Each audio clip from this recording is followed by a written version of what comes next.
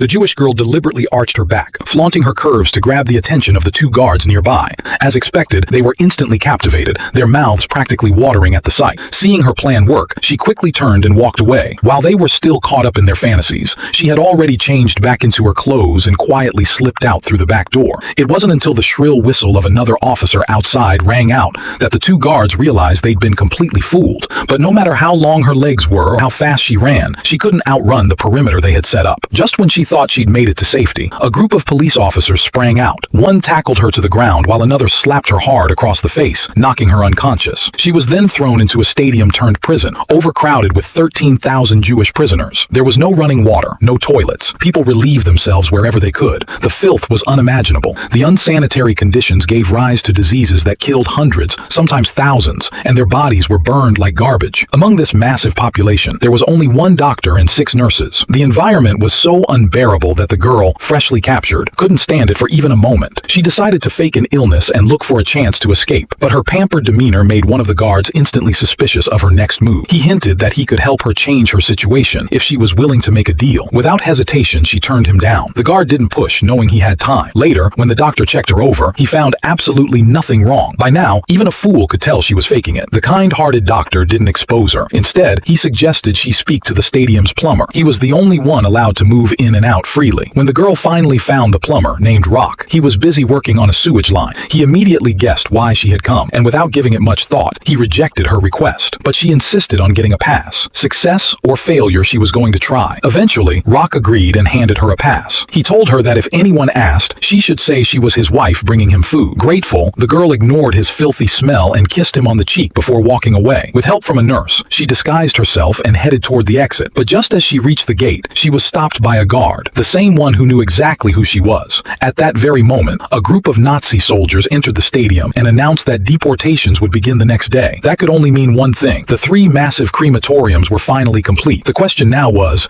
would that guard let her walk free?